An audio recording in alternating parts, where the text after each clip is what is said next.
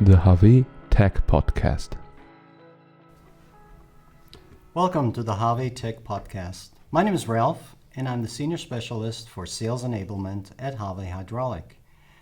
My guest today is Bernhard, who will introduce himself, and then we'll have an interesting podcast, we hope. Bernhard, please tell the audience who you are and what you do at HAWE. Hello, welcome from my side as well. My name is Bernhard, and I'm working as a Senior Application Engineer at HAWE. Great, glad to have you. Now we have an interesting question, and I hope you are the right person to ask. And the question for today is, do you know why pump-controlled drives require such small tanks and yet still maintain long oil change intervals? What can you tell us about that? Quite a lot, probably. Well, especially, and let me get to that point, in today's world, energy efficiency, sustainability, the smart use of resources has become front topic. Everybody is talking about let's not waste our resources. And stricter environmental controls with oil changes, of course, play into all of this too.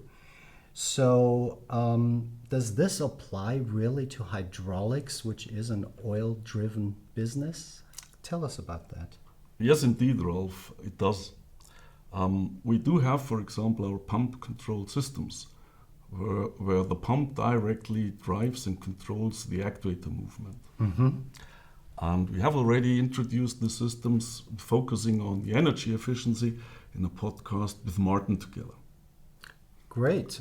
And for our audience, if you have not seen that podcast, I would highly recommend that you take a few minutes to go ahead and watch that podcast. It's quite interesting. And then you can always pick up this podcast and find out more about this.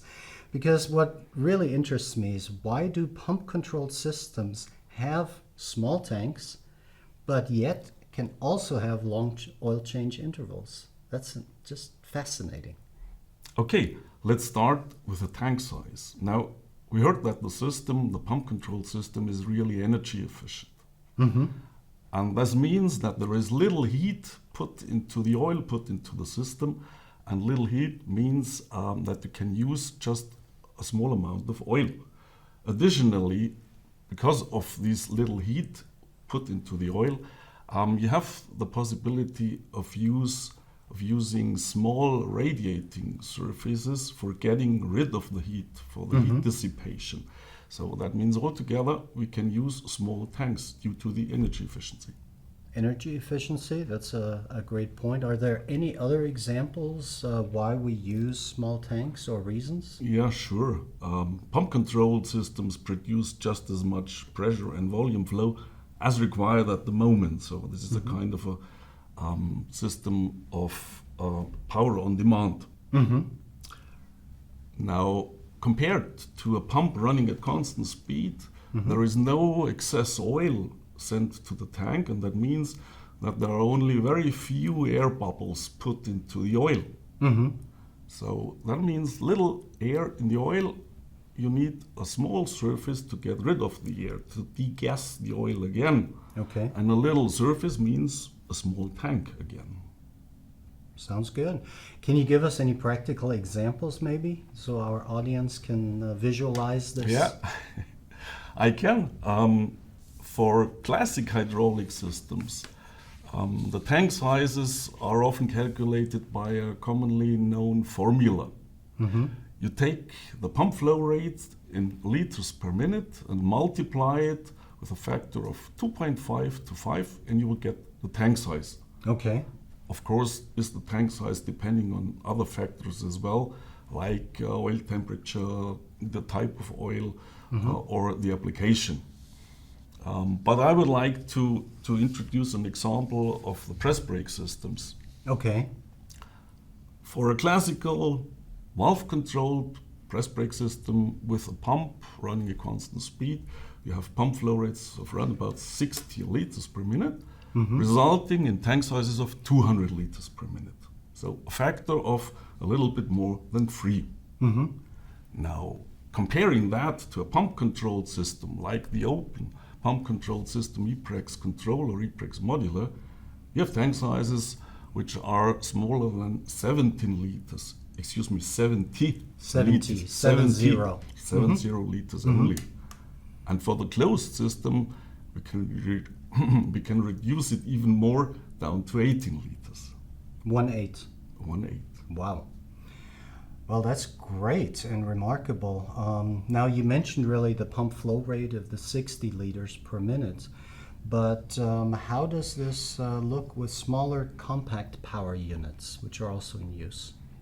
If you take compact power units in intermittent operations, you will have typical pump flow rates of 3 to 9 liters per minute, coming along with tank sizes of 4 to 8 liters. Comparing that to our compact servo power unit HS120, you have only 1 liter left. Okay. Now, you've given some very impressive numbers on the tanks and the sizes, but we had two sides of the coin. We were talking small tanks, but we were also talking about long intervals between oil changes. So can you tell us more about that and why we don't need more frequent oil changes on small tanks? Now, pump controlled systems do not have any control valve and do not have any valve edges over which the oil is pressed.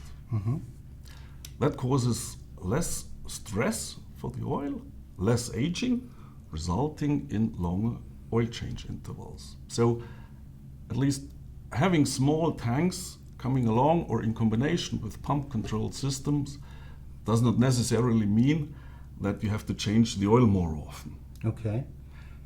What are the common oil change intervals at this time? Typical oil change intervals for classical open systems are 4,000 to 8,000 operating hours. Okay.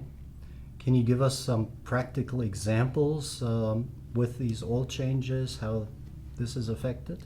Yeah, let's come back to the example of the press brake again. Here we reduced the tank size from 200 liter down to 18 liters for the ePrex Max for this closed pump controlled system. But nevertheless, we achieve oil change intervals of more than 15,000 working hours, which is quite impressive. Now, what are the positive factors? Why do we have that long oil change intervals? Firstly, it is a closed system, so there is no contact between oil and the ambient air, oxygen, or dirt. And secondly, there is no control valve stressing the oil. That makes sense. That's quite impressive, and I really learned a lot. Let me summarize it though for both you to make sure I understood and for our audience. Basically, what I understood is that these pump-controlled systems are not only energy efficient, but they also require less oil to operate and still have the long oil change intervals. Now, the hydraulic system becomes compact, and because of that has a low initial maintenance cost and has low initial costs too in purchasing it, because of this low oil volume. Is that correct? Did I That's understand right, you? perfectly, yeah. Wonderful. Now, sustainability, of course, was another factor that we talked about, and HAWE isn't only concerned about being energy efficient, but we also want to make sure that we take care of the environment, and the production of the hydraulic products needs to be done in a energy efficient and sustainable way. But this way also our customers, by purchasing these items, are contributing to the resource protection in the world and have lower costs and are more efficient in the future. Did I understand that correctly? Absolutely, perfectly summarized. Wonderful. Well, I hope our audience understood this as well as I did. And I thank you all very much for participating in today's podcast. I thank Bernhard for joining us here today.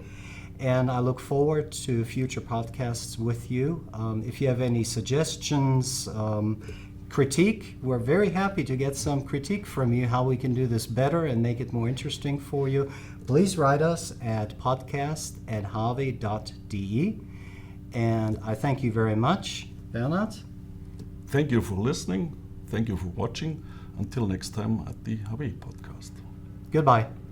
Bye-bye.